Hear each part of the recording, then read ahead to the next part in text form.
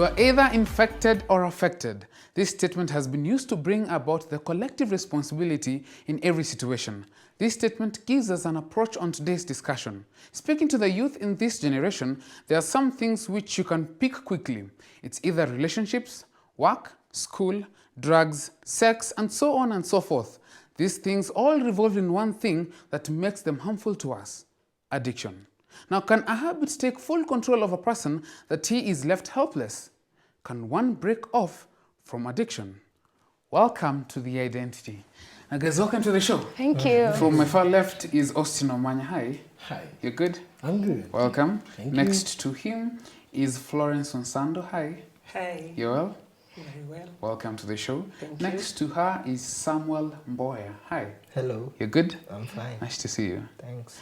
And lastly is Sharon Dama. Sharon. Yes. What's up? I'm awesome. You good? You're awesome. Awesome. Awesome. Okay, welcome to the show. Welcome to the show. And I also encourage you who's watching can join into today's conversation on our social media platforms. Now, addiction. Florence, are we ever going to have an end of this discussion? I feel like I'm growing tired. Are we ever going to get to an end? Concerning addiction, Yes. I'm not sure. Because the addictive behaviors and substances are getting new every day. In fact, it's getting worse. Wow.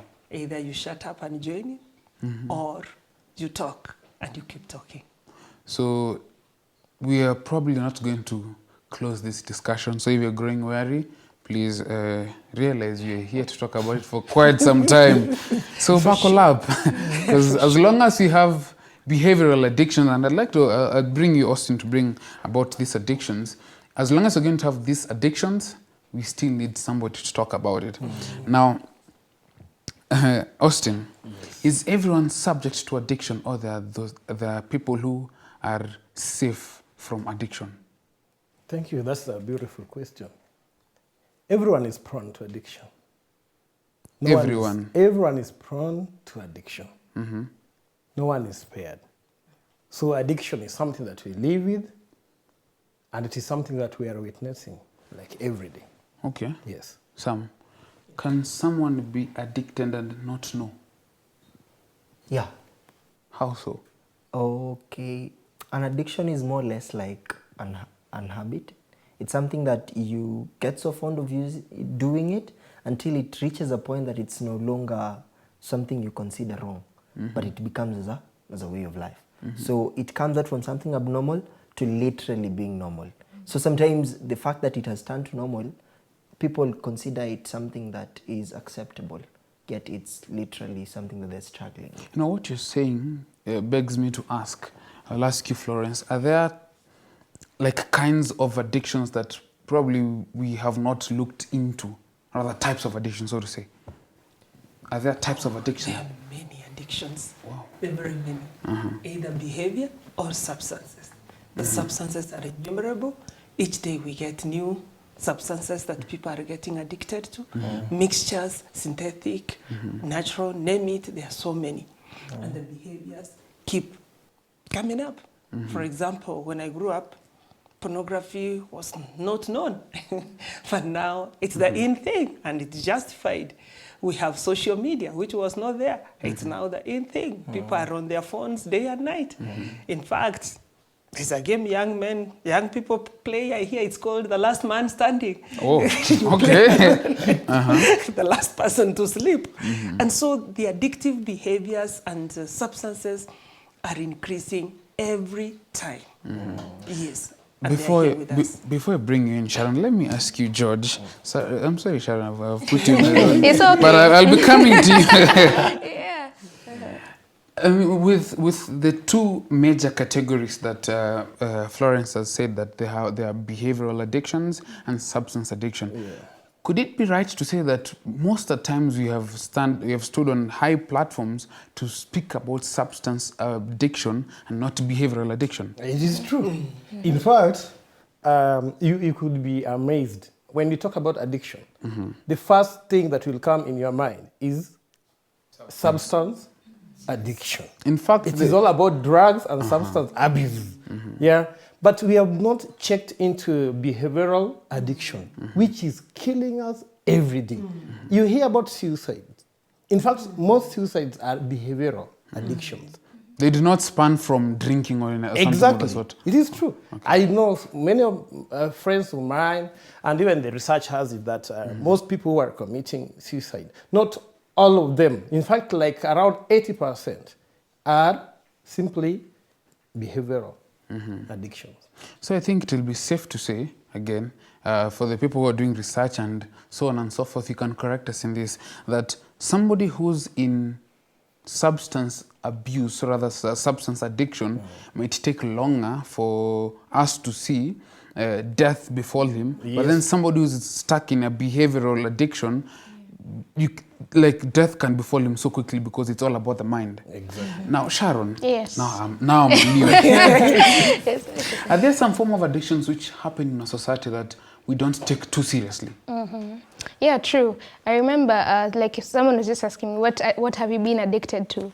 And I was like, my phone. And I feel like it's not an addiction because it's not as aggressive as things like sexual addiction and being addicted to substances, like it's been put out. We don't really look at it. But in actual sense, addiction for me is an all-consuming devotion to something. Wow. You know? Okay. Yeah, so when it could be anything, even food. You can be addicted to food.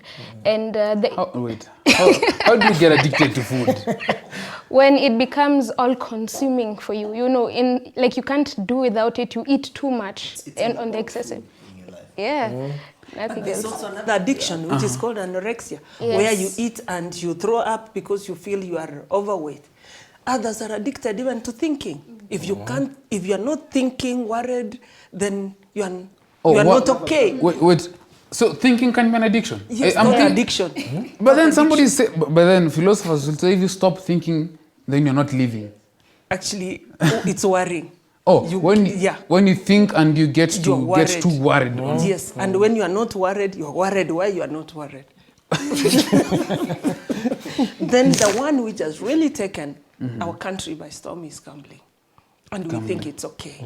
In fact, like the young, the poor mostly are feeling that this is one way of making quick money. And they lose and they are driven into suicide, as he has said.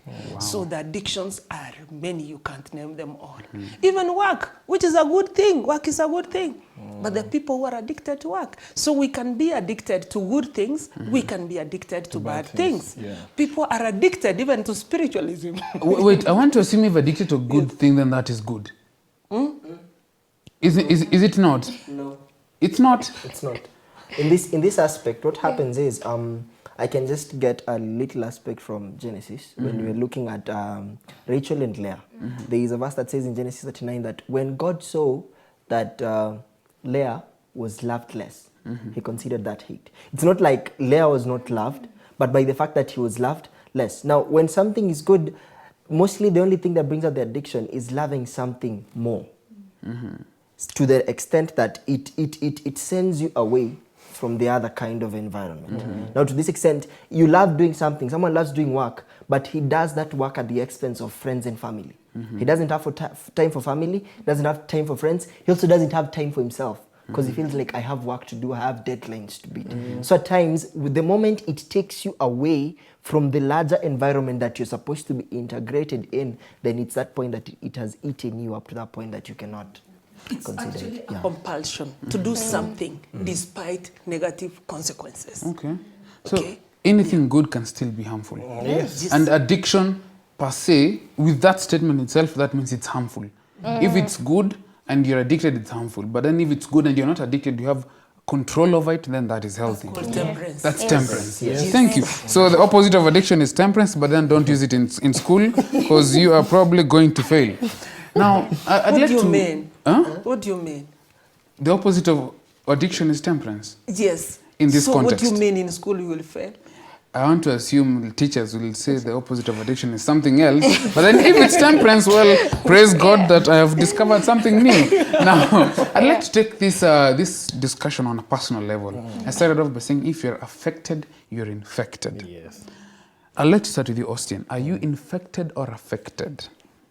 I'm affected. You're affected. Yes. So you've had your own share of addiction. Exactly. Kindly, what was? I'm trying to imagine. I mean, you have been known to be a mentor, and I'm thinking, why? How, okay, what could you be addicted to? What was the point of drive? Yeah. I suffered a severe addiction. I remember I was introduced to masturbation at the age of around 10 years, when I was in class 6. Class 6. Yes. Yeah. Okay. So I thought it was like fun. You see your friends doing it, and then getting out of that behavior was not an easy thing. In fact, I remember the time I start now in the service, serving God continuously, is when I realized, no, how will I go to God and ask Him to bless me, to extend my territories, while I'm still struggling with this? And I read the Bible, and it was a sin. You see? And then I went backward, and I was like, I cannot even be baptized, because this thing is taking toll of me. Then I remember my breakthrough. My breakthrough came when I read Isaiah chapter 41, verses 10. Because I'd been struggling with this, and I didn't even disclose it to anyone. And so it was killing me. And that boy who introduced me to it was even nowhere to be seen. He went to a very good school, and he was nowhere to be seen. I struggled with it, but my breakthrough came. Fear not, for I am with you. I will uphold you with my strong, victorious hands. Fear not. So I said, enough is enough for this. And I just gave myself a target. That was the Form 2 now. Imagine all the way from class 6, class 7, class 8, Form 1, up to Form 2. This thing is still following me. Yes, I was like, I want to leave this thing. This is a very bad habit, But it followed me up to Form 2. When I read that book, I said, no, enough is enough, God. I cannot come before you. I praise, songs or praise in the church, and yet I'm still struggling with this. I'm gonna stop this. Give me the strength.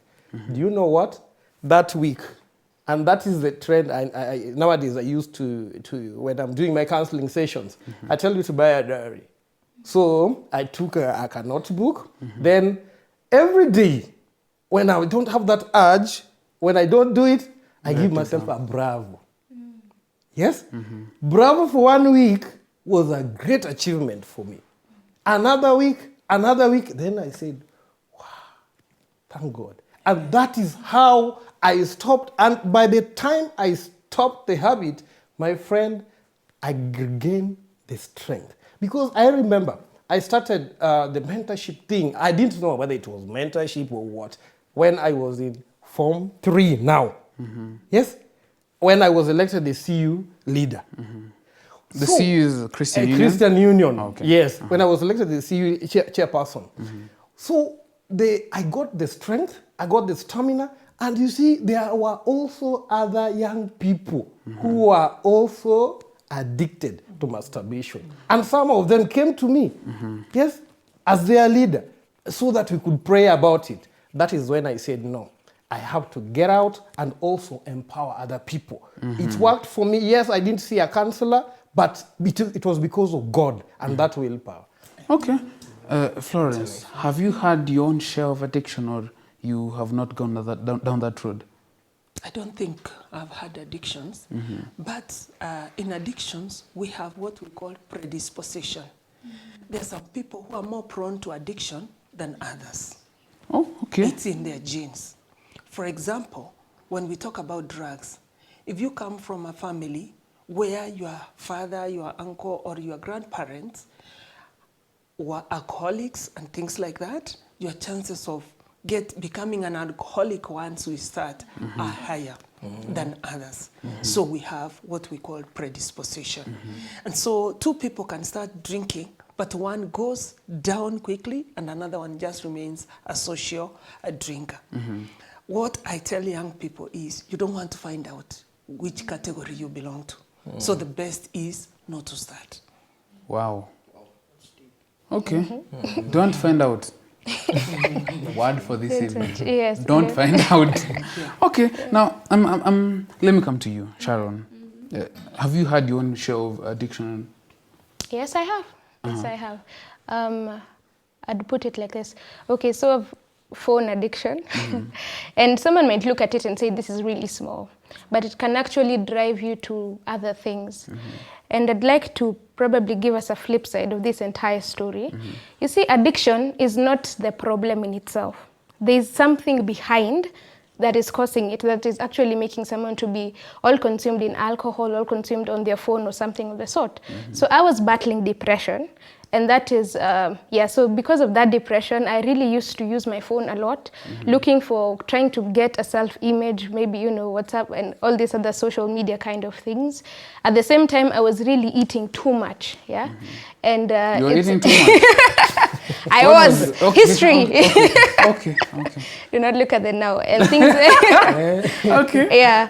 But things like that. So when I started realizing, wait, this is actually going a bit overboard. Wait, like I can't live without my phone. There's a time when my phone got spoiled. I called my mom and I'm like, Mom, my phone is spoiled. I can't go to class. I can't do anything just because my phone is spoiled. And everything comes, that's when I knew, oh wait, this is serious, So yeah. Oh, okay. And I think she's brought some interesting aspect that we have probably belittled phone addiction. Is that so, Florence? Let me start with Sam. Do you think that we've belittled phone addiction? Because somebody will say, I'm not really addicted. I just love my phone. I think we kind of looked at something different, fear of missing out. People get that notion first, that I don't want to miss out, but before they know it, every second goes, Naskia, I'd rather get Wi-Fi so that my phone is online. I can get to see everything as they come and as they go. So you find most of the time, you're able to handle phone conversations end, very well, texting, but literally you are so poor at normal conversations or even talking to people. It eats you up to the point that you cannot even get a chance to express yourself. It's something with most of our youths as we are. Just expressing yourself in a very simple way, like you're told address people or even say something about yourself, they literally cannot do that. But just give them a phone and what they can write, you'll be surprised at what they can be able to do. So at times, it gets so much to the fact that it's not the aspect of missing out, but we get so engrossed in it until we make sure other places are even impaired by that aspect. Well, interestingly, there's a gentleman who once said this to me about our generation right now, is that our generation can be very well defined with its dire need of supplies, which are pretty much two: a charger and Wi-Fi. You give that to anyone, Really comfortable. I'm good to go, man. I'm good to go. You want us to fly? There we go. It's.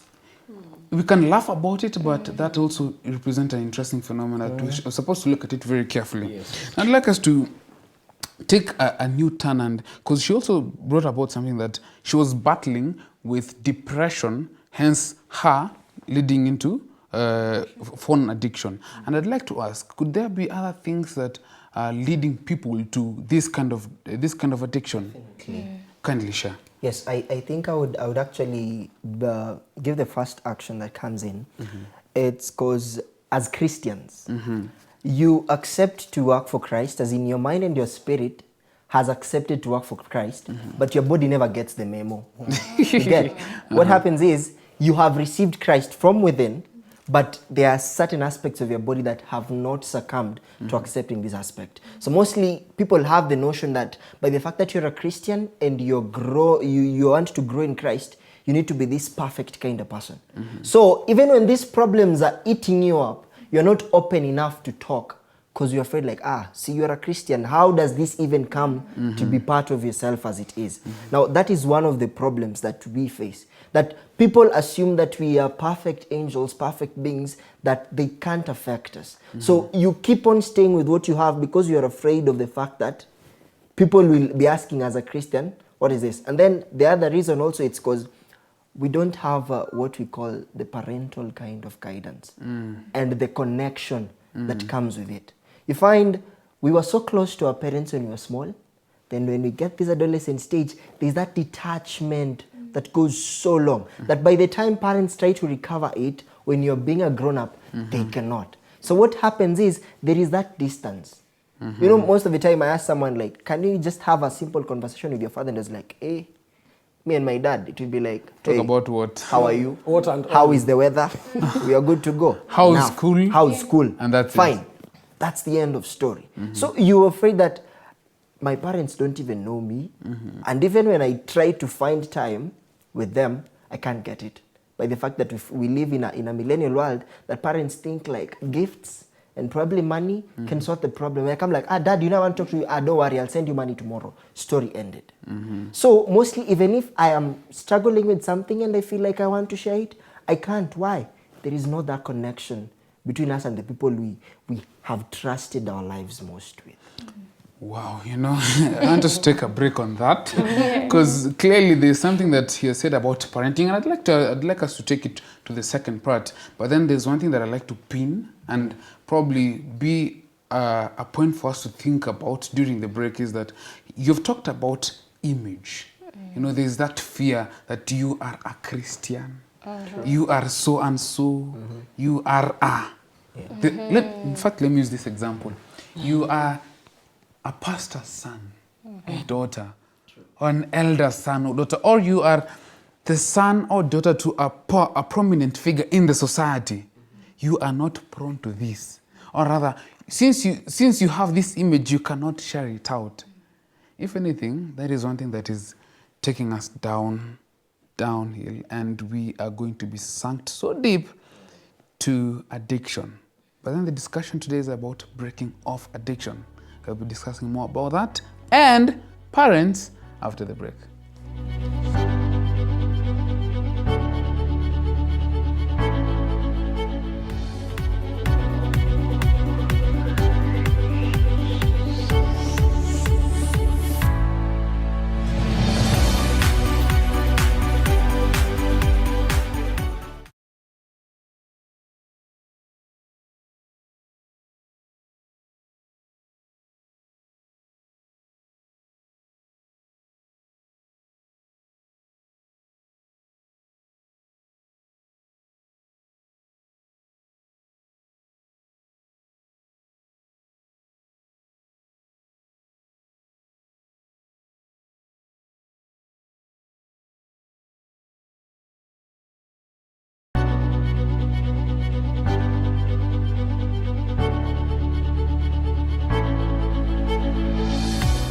Now, there's a parent who's watching right now and he or she is wondering, my son is stuck in some particular kind of addiction.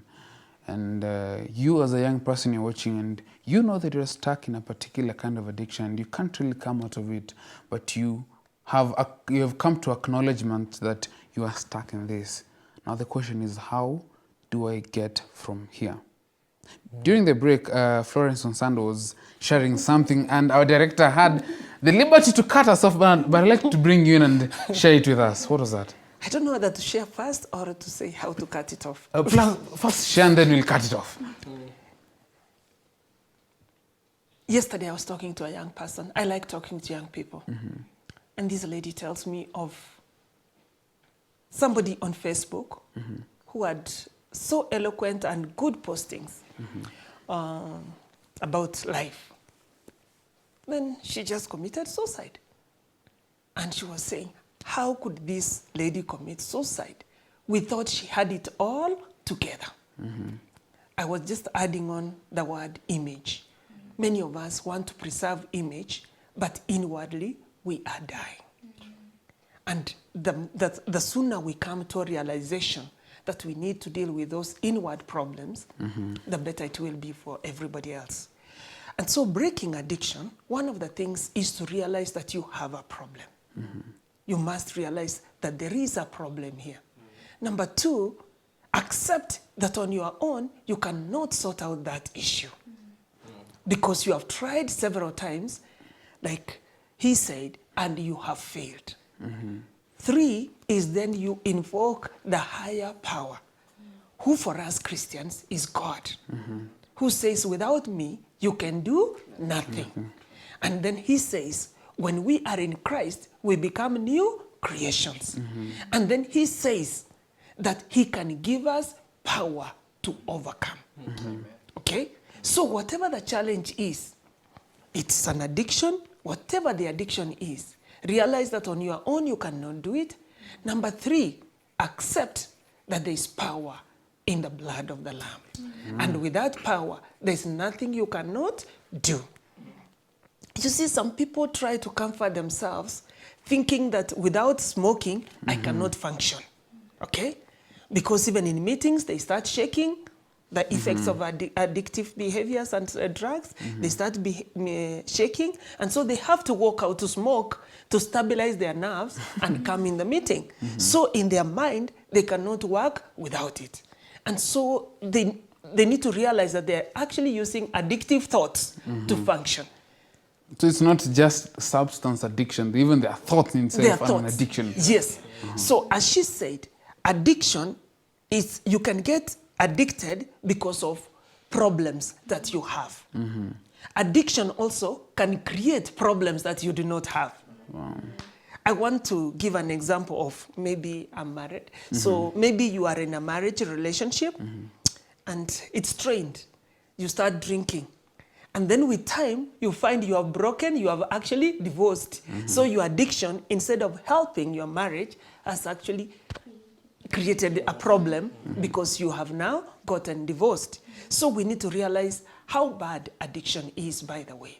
Even work. Can you imagine if you are married and you come with work, you work until midnight, you wake up at 3, you continue your work? Yes, work is a good thing, it brings food. But really, what about your family? Who is it bringing food to if you do not have a family? So we need to realize some of this.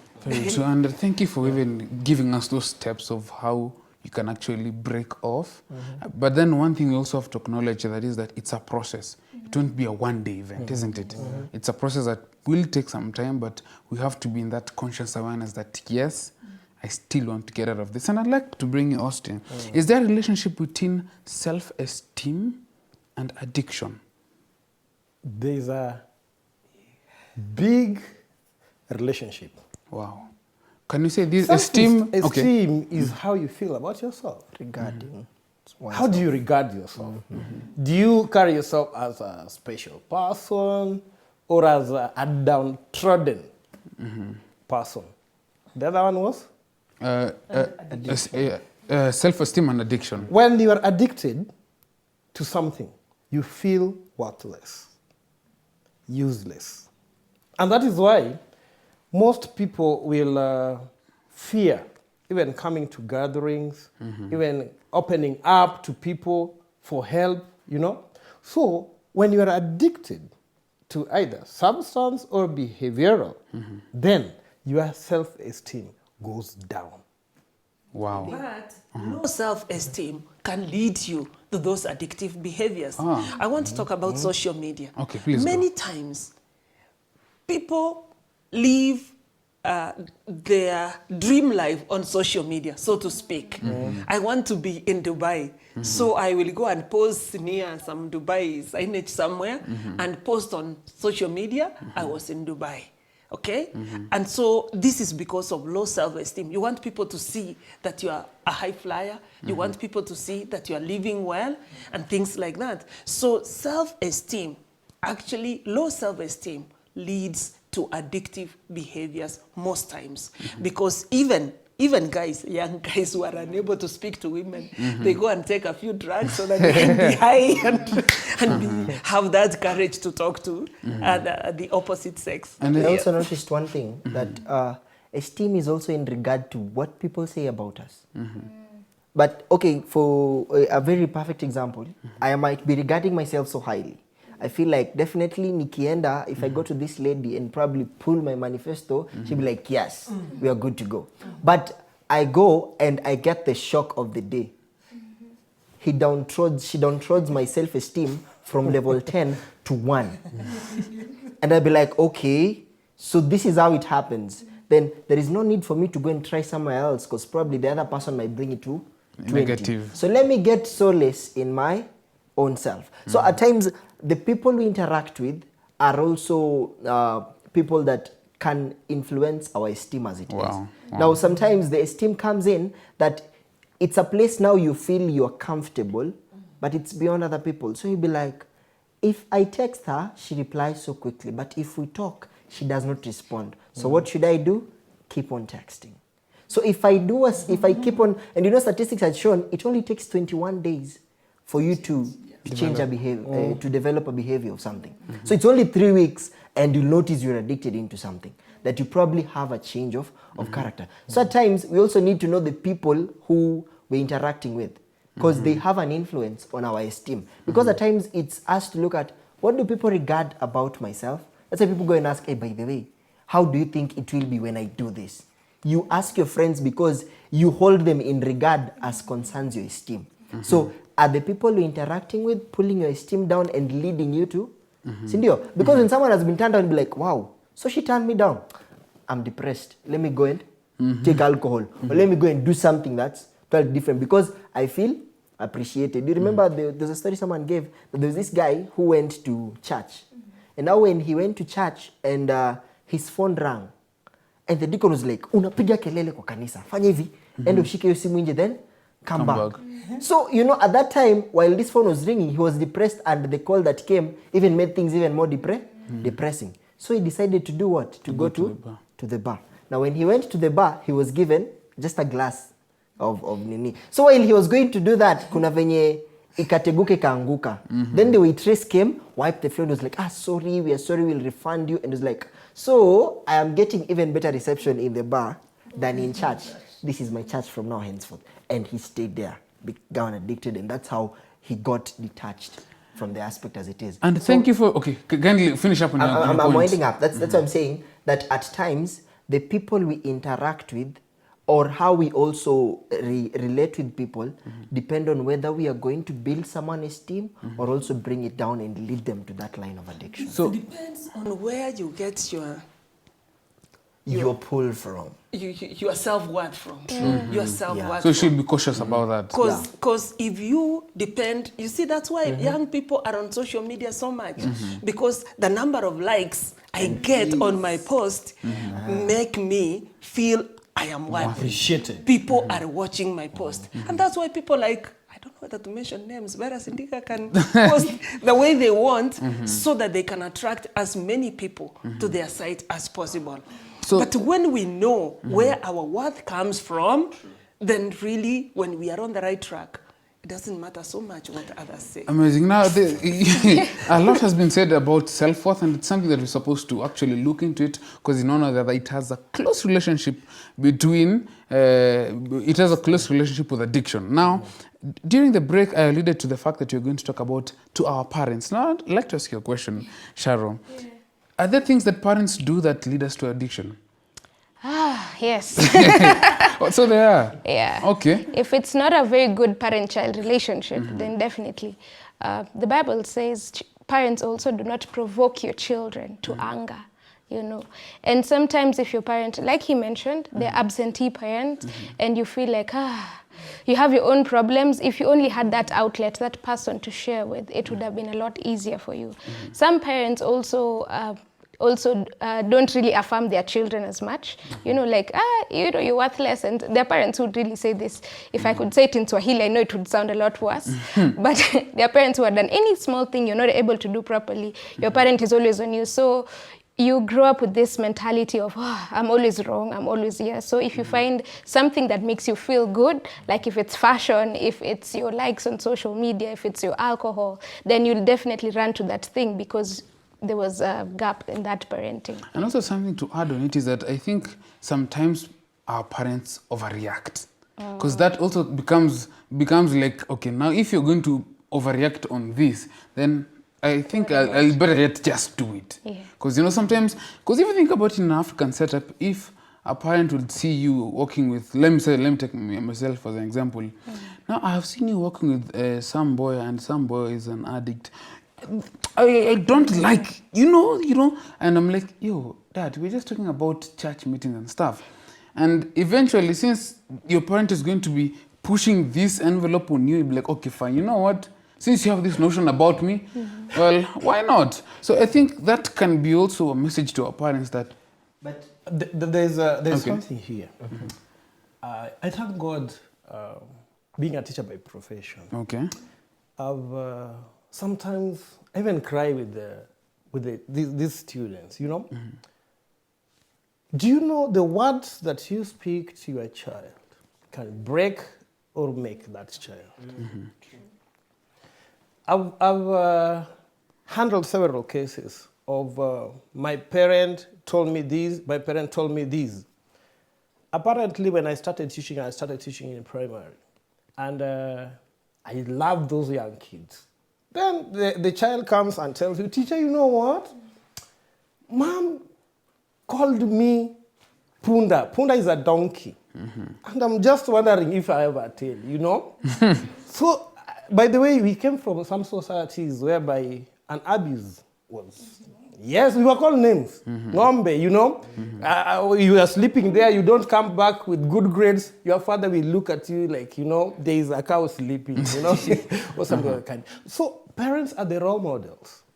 And no one is going to nurture for you a child if it is not your initiative. And child upbringing is all about society, collective responsibility. But most parents divert that attention to teachers. They will pick a phone and call you, teacher so and so, why is this child behaving like this?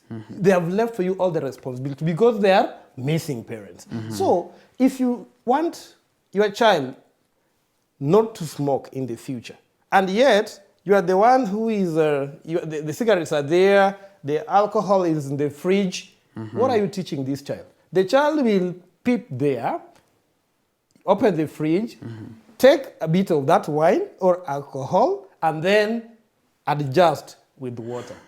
Before you know, somebody... Yeah.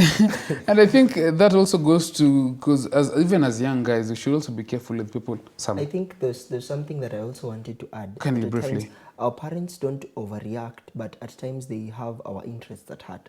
You see, the problem is, by the fact that there is that drift between the both of us, your parent does not know the kind of friends you interact with. I remember we tackled it some time back, if God is concerned with our social life. Now, if your parents don't know the people you work with or the kind of persons you interact with, he'll forever be overreacting because he feels like there is some danger somewhere in these people that I don't know. And I remember one of us said that it's okay to introduce your friends to your parents so that when you say you are actually doing this, they will understand and they won't overreact according to the situation. Okay. So it's more or less of us making sure that be it our friends, our relatives, and even the people we interact with, let us have that connecting network such that all of them get to know each other and see on how we can be able to help each other grow as a big family of God. I want to say something. I agree with what you have said about parents missing, parents keeping alcohol, parents. And I find you are very right. But we have continually blamed parents for the choices that young people have made. Each one of us has a choice to make. What will you say of a young person who has grown up from a drug addiction, you know, parents are all addicted, and this young person is straight and focused? Power of choice. So whether parents are missing, having drinks in the house, yes, it can influence and cause them to go astray, but young people We have a choice. have to make a choice. We have a choice. What is your choice, young people? Okay. What is your choice? So let's not entirely blame our parents, so let us take it up to ourselves. And I don't think your parent will be with you at 60 if you're suffering from cervical cancer, whatever it is that is per se led by addiction. Now, I'd also like to bring another perspective, even as we come to a close. Oh my God, with the time. Now, I like the analogy that Sam gave about this guy who went to church and this guy who went to the bar. Has church been of great help towards dealing with addiction, Sharon? Honestly, not really. Yeah, I remember discussing the other day, and we were saying that there should be a whole department for mentorship in the church, but basically not enough. Why? Because we demonize these things. We say it's a bad thing. It's because you've given the devil a chance, you know. So there's not too much that is being done to this. A lot more can be done. Sam, I want to assume that you've had your own path in addiction. Do you think the church was of aid to you? I definitely can say, not exactly with reasons behind it. There is what we always call in the church called the welfare department. Something about the welfare, it's only about the sick, the bereaved. And the bereaved. And probably matters as concerns food. I stand to be corrected, but that's what I am made to understand, that it always covers from the welfare department. But actually got to understand that it requires more. Because the welfare, you need to understand, today someone came to church and they're not there the next Sabbath. What did go wrong? Are you planning to do visitations and get to know where that person is? Do you have that constant kind of call to get to understand? Personally, me, in my path, the person who was there as my help was my father. Now, I got to understand that because it reached a point that I realized that even my friends at times, we were not that close enough for me to confide and say what is going on. But I realized the moment I got a chance to approach, when actually my father asked me, by the way, you can talk to me, I realized that, yeah, he's that person who's been there. So I can take my father as probably a help in the church, but on a personal, relational level, he's the person who actually helped me go throughout this and ensure. By talking to him, he actually, first of all, he was like, hey, by the way, I'm surprised. As a father, I have not been doing my duty as a parent as it ought to be. But I promise to help take you through this until you're good to go, when you can stand on your feet, but you can still come to me for every problem that you have. So at times, the church in itself looks at this perspective, kwamba your welfare is catered for as much as provided you come to church and you've eaten, or when you're sick, we've brought fruits to the hospital, or when you're bereaved, we send some people to accompany and say sorry on behalf of the church, we're good to go. But people are struggling outside here. If there was a way that we could look at the welfare, or even getting to teach them of these things, or even getting people whom we are trusting in the church. You know, the problem is when we approach in church and we be like, wait, so even you're in this thing, how? You know, like that's the replay that someone gives you. And when you get that, you'll be like, okay, so when I come to you, this is how you want to like shame. And then I remember there was even an incident when such an incident took place. An elder had the audacity to go to the pulpit and mention even names. And when he mentioned that, the kid left church and went to another totally different church, has never come back. It always pains that at times that approach is not even given by someone calling you and asking, is it true that this and this is happening? But now you go and mention it, plus the problem, plus the person and the incident, and the person ajui mahali anaweza weka kichwa yake. So like they decide that if this is actually the path that people are taking, then so it's time we also, even as church members, need to have that change of character. I mean, let me use the two examples and say that we as young people, we as young people, in this corner, we as young people, you guys are young at heart, thank Lord, but we as young people are going through this right now. I think we need more help and more concern, because also as we have alluded earlier, that times have changed and even more habitual behaviors and addictions are happening. But you're coming to a close, and I'd like to give every one of you an opportunity to nail this aspect that yes, we can break off from addiction. So let me start with you. Yes, it is very possible to break. Christ Jesus came to this world to set captives free. And even today it happens. I'll give you a simple mnemonic of just pretty much what she said. All prisoners do pass court repeatedly and reform. All prisoners do pass court repeatedly and reform. So you take the first letters of each of those words. The first one is assessment and acceptance. Then from there, prayer, invoking divine power, like she said. All prisoners do. D is deciding, making that decision in your mind. And then P, you seal the decision with prayer again. Then C is for cut down and cut off immediately. Afterwards. And then replace rather. Replace with something positive, and then lastly repeat, because every day it's a fight. You have to wake up and do it again and again. So yeah. Wow, okay. Yeah, I think mine might be summarized in very 3 aspects. Number 1 is you accept that you cannot do it alone. And then after accepting, consult.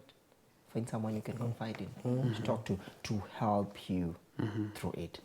And 3, counteract mechanisms.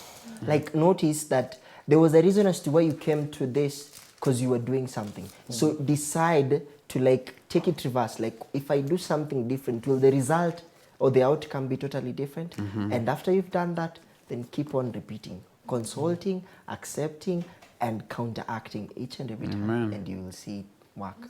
Amen. Florence. It does not matter which addiction you are involved in. You can be helped. You are not alone. It's okay to seek for help. Many times we are afraid of seeking for help. What will people think about me? I think it's time we thought about our minds. What will it do to me if I continue? So you can seek for help. Wow. We reach out to young people who are going through addictive issues, but we forget old people too are addicted. Most homes are breaking because of pornography among men and women. We have a lot of addictions all around us.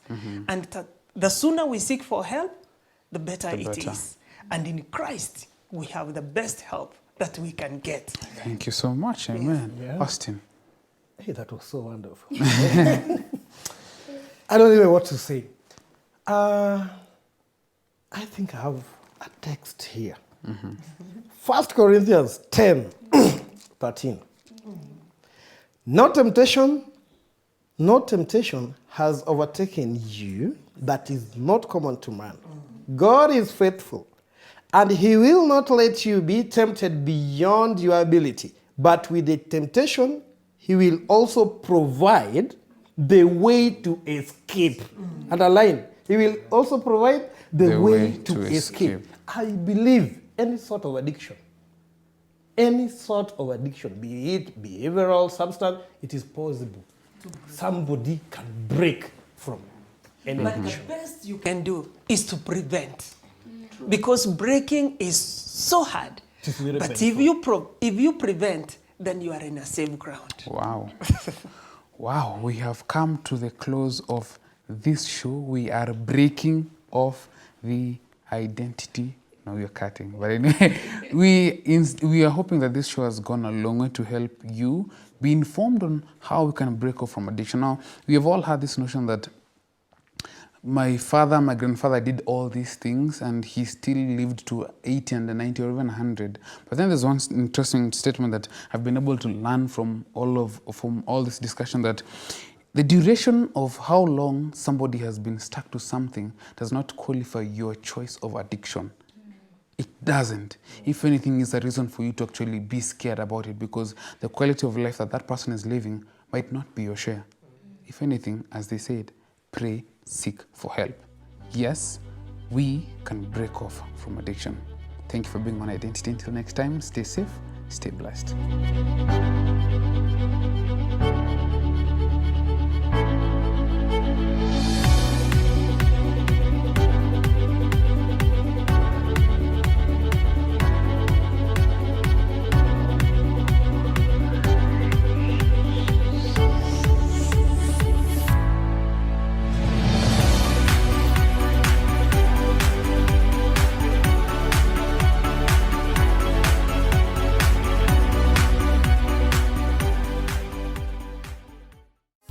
Tangu mwanzo Mungu wetu akaona ni vyema, akatupa uhai bure, na viumbe vyote kaviweka mahali pake, nasi tukamsifu Bwana.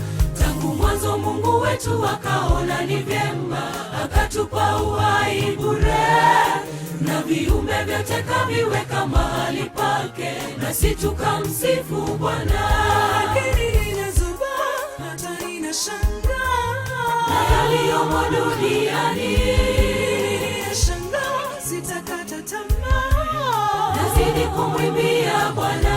Lakini inazuba hata ninashangaa na yaliyomo duniani, nashangaa, sitakata tamaa, nazidi kumwimbia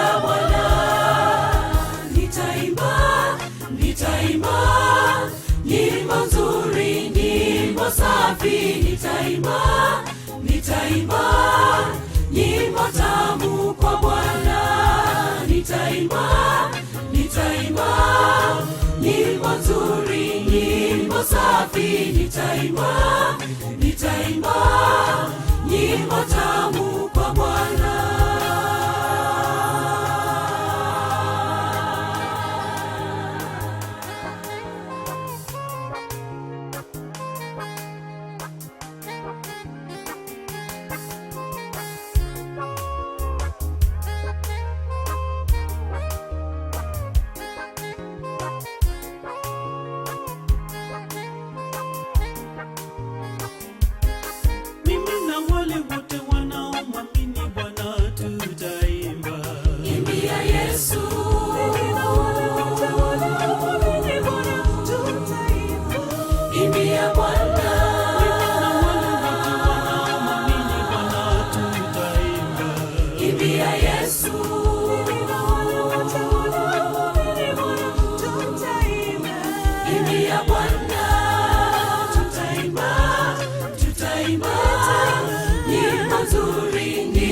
Safi tutaimba, tutaimba nyimbo tamu kwa Bwana. Tutaimba, tutaimba nyimbo nzuri, nyimbo safi. Tutaimba, tutaimba nyimbo tamu kwa Bwana. Tutaimba, tutaimba nyimbo nzuri, nyimbo safi. Tutaimba, tutaimba nyimbo tamu kwa Bwana.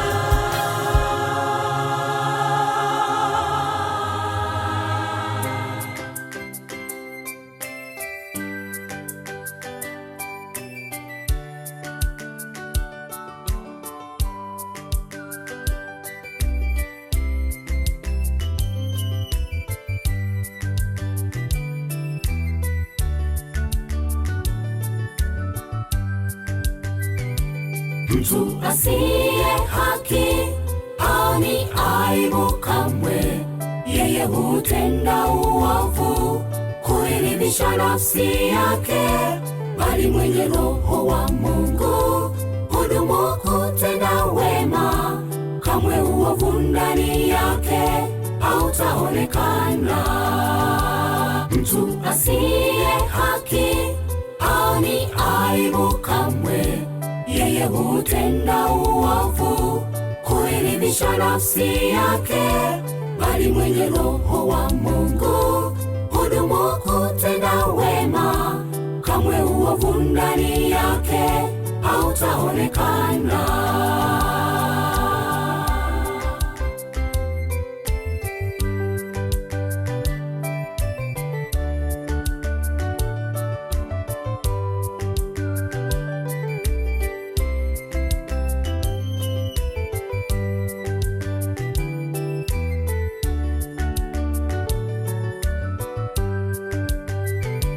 Mtu asiye haki haoni aibu kamwe, yeye hutenda uovu kuiridhisha nafsi yake, bali mwenye Roho wa Mungu hudumu kutenda wema, kamwe uovu ndani yake hautaonekana. Mtu asiye haki haoni aibu kamwe, yeye hutenda uovu kuiridhisha nafsi yake, bali mwenye Roho wa Mungu hudumu kutenda wema, kamwe uovu ndani yake hautaonekana. Usiache kutenda wema, wewe tenda wema, tenda wema wako wa leo, ni akiba yako ya kesho. Usiache kutenda wema, wewe tenda wema, tenda wema wako wa leo, ni akiba yako ya kesho. Usiache kutenda wema, wewe tenda wema, tenda wema wako wa leo, ni akiba yako ya kesho. Usiache kutenda wema, wewe tenda wema, tenda wema wako wako wa leo ni akiba yako ya kesho.